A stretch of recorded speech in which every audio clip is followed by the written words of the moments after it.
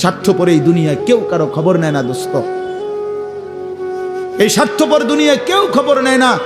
তুমি যেদিন মরে যাবা, আমি যেদিন মরে যাব, সেদিনও পৃথিবীতে সূর্য উঠবে, চাঁদ উঠবে, এই গাড়ি চলবে, সিএনজি চলবে, অটো চলবে, দোকানপাট খুলবে, ব্যস্ত মানুষ সব বাজার ব্যবসা ঠিকই চলবে, সব দৌড়াচ্ছে, শুধু আমি নিস্তব্ধ, শুধু আমি থেমে গেলাম।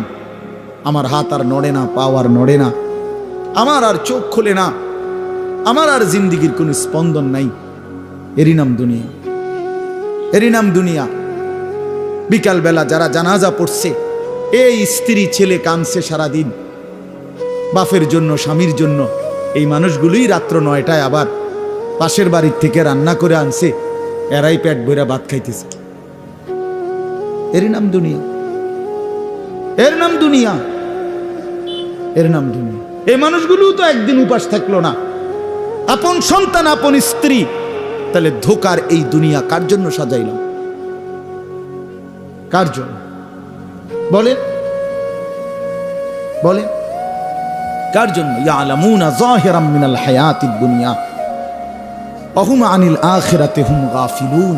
আল্লাহ বলে, বান্দা দুনিয়ার জীবন তো খুব বুঝলা, কিন্তু আখিরাতের ব্যাপারে গাফিল হয়ে রইলা।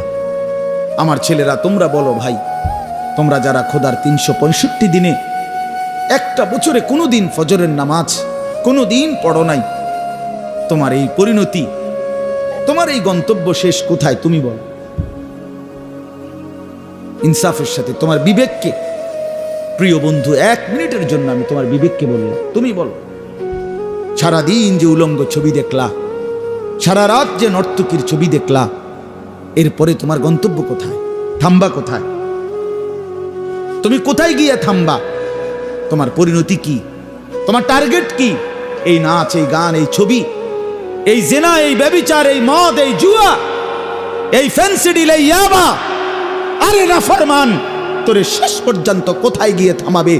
তোরে একটা জানোয়ার ছাড়া, একটা কুকুর বিড়াল ছাড়া, একটা হাইওয়ান ছাড়া আর কিচ্ছু বানাবে না। তোরে একটা নর পশু বানায় দিবে। চরিত্রহীন মানুষ থাকে না, লম্পট কোনোদিন মানুষ হয় না। মদখোর, নেশাখোর, জুয়ারি, ফেন্সিখোর, বাবাখোর, ডাইলখোর, ইয়াবাখোর, ফুট্টাখোর, হারামখোর, ওই মানুষ থাকে না, ওই জানোয়ার হয়ে যায়। জানোয়ার, জানোয়ার হয়ে যায় বেটা, জানোয়ার হয়ে যায়।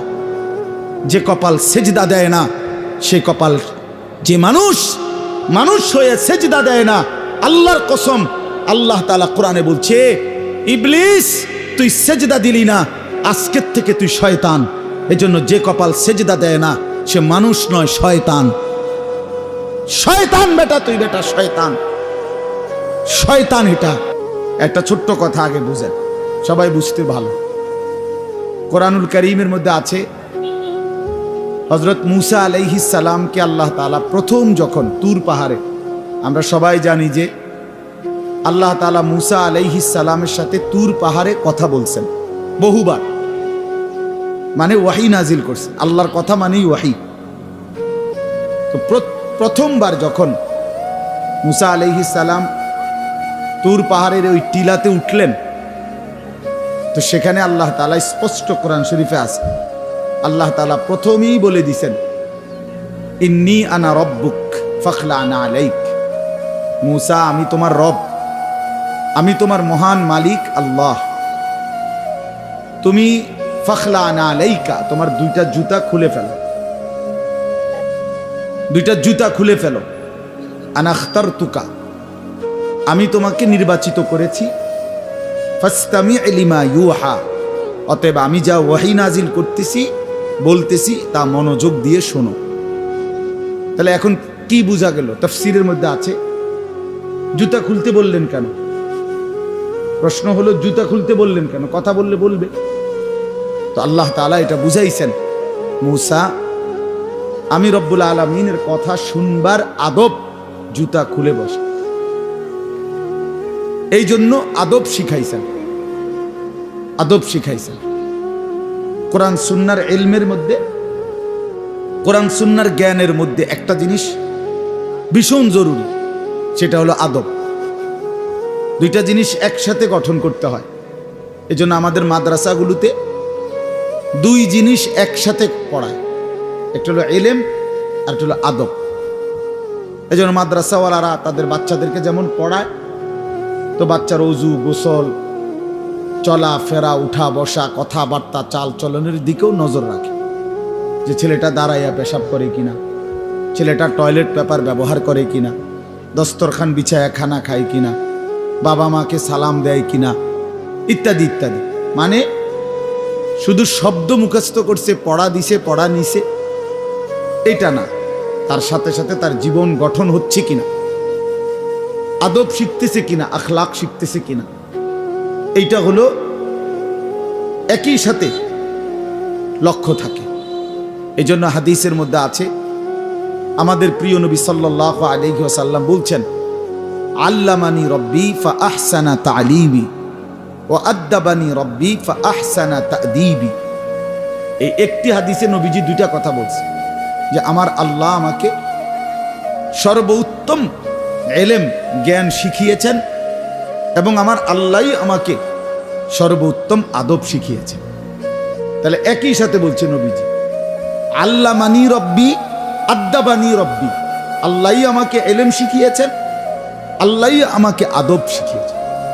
কেন নবীজি বাম পাও দিয়া টয়লেটে ঢুকছেন, কেন ডান পাও দিয়া মসজিদে ঢুকছেন?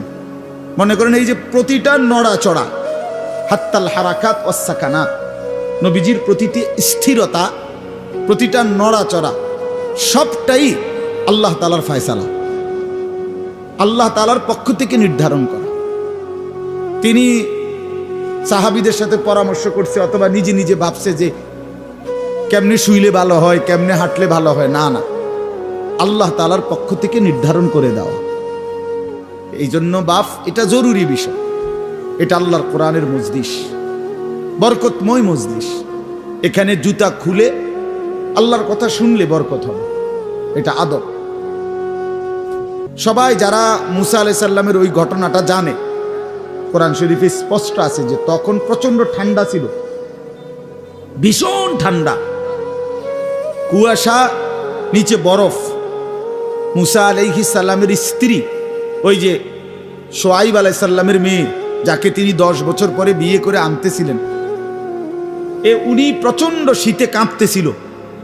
এই সময় মুসা আলাইহিস সালাম একটু আগুনের তালাশে তুর পাহাড়ের ওই টিলার মধ্যে উঠছিলেন। স্ত্রীকে বলছে, ইন্নী আনাস্তু নারা, আমি একটু আগুন তালাশ করে আনি, যদি আগুনটা আনতে পারি তাহলে আগুনের মধ্যে যদি তোমার শরীরে একটু সেঁক দাও, তাহলে গরমটা আর শীতটা একটু কম লাগবে। মানে সে শীতকালে আগুন দিয়ে আগের দিনে খুব ছিল, তাহলে বোঝা গেল এত ঠান্ডা, এত প্রচন্ড শীতে যে কাঁপতেছে। কিন্তু এরপরেও আল্লাহ তাআলা বললেন, আগে জুতা খোলো। অথচ এই ঠান্ডার মধ্যে জুতা না খুললে ভালো ছিল, কিন্তু এরপরও আল্লাহর কথা শুনবার আদব, জুতা খুলে শুন। হাদিসের মধ্যে কথা স্পষ্ট আছে, আল্লাহর নবী সাল্লাল্লাহু আলাইহি ওয়াসাল্লাম কখনোই খাবার জুতা পরিহিত অবস্থায় খাইতেন না। জুতা পায়ে কখনোই তিনি খাবার খাইতেন না, বরং জুতা খুলে পিঠ সোজা রাইখা, মাথা নিচের দিকে নোয়াইয়া, দুই হাঁটু উপরের দিকে তুলে বিনয়ের সাথে আল্লাহর নবী সাল্লাল্লাহু আলাইহি ওয়াসাল্লাম খাবার গ্রহণ করতেন। নবীজি নিজে বলতেন, আকুলু কামা ইয়াকুলুল আবদ, একজন গোলাম তার মনিবের সামনে যেরকম বিনয়ের সাথে খানা খায়, আমি আমার মহান আল্লাহ পাকের সামনে এভাবে খানা খাই। ভাইয়া, আদব, আদব অনেক বড় জিনিস। আল আদাবু খাইরুন কুল্লু, আদব পুরাটাই কল্যাণ। রাসূলুল্লাহ সাল্লাল্লাহু আলাইহি ওয়াসাল্লাম বলছেন, মা নাহালা ওয়ালিদুন ওয়ালাদাহু মিন নুহলিন মিন আদাবিন হাসান। তোমরা তো বাংলাটা বুঝলা না, জুতা যেহেতু খুলবা না ভাই, তো বাইরে চলে যাও।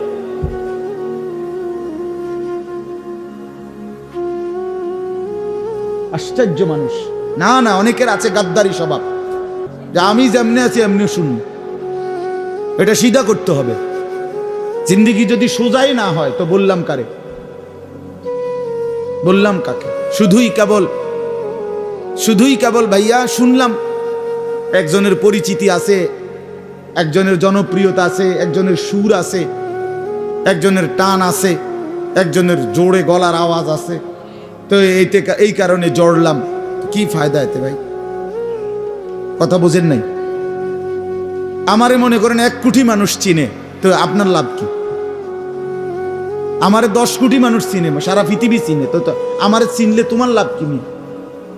তুমি কি বদলাইলা, এটা না দেখার বিষয়। আমি আমার জন্য কি গ্রহণ করলাম, এখানে কার জনপ্রিয়তা আছে না নাই, এটা দিয়ে কে ঘাস কাটে? জনপ্রিয়তা দিয়ে হয় কি? কিচ্ছু না, কিছুই না। পৃথিবীর জনপ্রিয় অজনপ্রিয় সব মানুষই ভাত খায়, তো আর জনপ্রিয়তার আলাদা ভ্যালু কি? ঘুম যায়, পেশাব পায়খানা করে, তো আর এনে কি আহামরি কি? এটা কিচ্ছু না, এটা ধোঁকা ছাড়া আর কিচ্ছু না, ধোঁকা। এই জন্য ভাই আমি আবারও অনুরোধ করছি, তোমরা কষ্ট পাইও না, প্যান্ডেলের ভিতরে দাঁড়াইও না। আমি অনুরোধ করলাম, কমপক্ষে প্যান্ডেলের ভিতরে ভাই মাহফিলের যেই যুব সমাজরা আয়োজন করছো ভাই, তোমাদের কাছে অনুরোধ আমার, তোমরা কয়েকজন কমপক্ষে স্বেচ্ছাসেবকের দায়িত্ব পালন করো। যারাই দাঁড়িয়ে আছে তাদেরকে বসতে বলো। এটা ভালো, আজকের জন্য না, সব সময়ের জন্য। হাদিসের মধ্যে আছে হযরত জিবরাইল আলাইহিস সালাম নবীজি সাল্লাল্লাহু আলাইহি সাল্লামের কাছে, শুনতেছেন আপনারা? নবীজির কাছে যখন হযরত জিবরাইল মানুষের আকৃতিতে আসতেন, জিবরাইল আলাইহিস সালাম কখনো কখনো তার মূল আকৃতিতে অদৃশ্যভাবে ওহী নাজিল করতেন, কোরআন। আবার কখনো কখনো মানুষের সুরত ধরেও নবীজির সামনে আসতেন।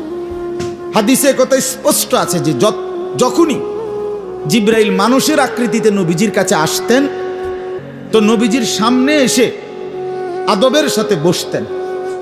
কিভাবে বসতেন?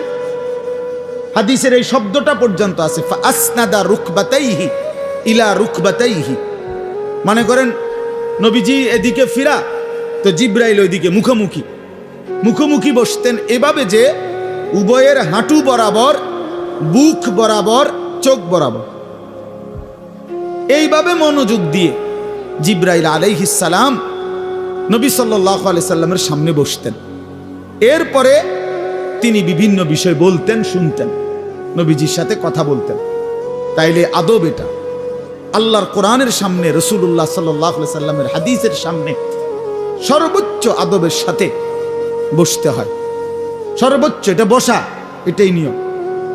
হাদিসের মধ্যে আছে, আরো শুনাই আমি, হাদিসের মধ্যে আছে, হাদিসে কুদসি, কোন নেককার বান্দারা যখন আল্লাহর জিকির, আল্লাহর তেলাওয়াত, আল্লাহর কথা শুনবার জন্য, বসবার জন্য, বলার জন্য বসে, তো এই পুরা মজমা যখন শেষ হয়, তো আল্লাহ ফেরেশতাদেরকে জিজ্ঞেস করে যে আমার এই বান্দাদেরকে কি পুরস্কার দেওয়া যায়? তো তারা বলে, মহান আল্লাহ, আপনার ইচ্ছা। তো আল্লাহ তাআলা বলেন, শুনো, আমার এই প্রিয় বান্দাদের মজলিস যারা বসলো, আমি তাদের সকলকে মাফ করে দিলাম। তো ফেরেশতারা বলে, আল্লাহ, এখানে এমন লোকও আছে যে এমনি আসছিল, দ্বীনি উদ্দেশ্যে আসে নাই, আপনার কথা শুনতে আসে নাই, এমনি বইছিল আর কি। ইন্নামা জা আলি হাজাতিন, ব্যক্তিগত কোনো উদ্দেশ্যে আসছে, তাকেও মাফ করে দিবেন। তখন আল্লাহ তাআলা বলেন হাদিসে কুদসি, হুমুল কওমু লা ইয়াশকা বিহিম জালিসুহুম। এই শব্দটা বুঝাইতে চাই। আল্লাহ তাআলা তখন বলেন, আমার প্রিয় বান্দাদের মজলিস, তো এই জন্য হুমুল কওমু লা ইয়াশকা বিহিম জালিসুহুম, এমন কওম, যে কওম, আল্লাহ বলে আমার নেক বান্দাদের মজলিস এমন মজলিস যেখানে যেই বসছে আমি আল্লাহ কাউকে বঞ্চিত করি না, কাউকেই বঞ্চিত করব না, বরং ফেরেশতারা শোনো, আমি সকলকেই মাফ করে দিলাম। তাহলে এইখানে কথাটা কি? যে জালিসুহুম, আমার নেক বান্দাদের সাথে যারা বসছে আমি সকলকে মাফ করে দিলাম। তাহলে বোঝা গেল বসার গুরুত্বটা আলাদা। এই এতগুলো কথা বলার পরে আর আমার পক্ষে আর কিছু বলার নাই এই বিষয়ে। কোরআন সুন্নাহর আলোকে বললাম। এরপরে কোনো বদনসিব যদি নাই বসে, তার কি করার আছে? তার কি মাথাত বাড়ি দেওয়া যাবে? কথা বুঝছেন না? কাজেই এরপরে কোনো দুর্ভাগা না বসলে ঠিক আছে।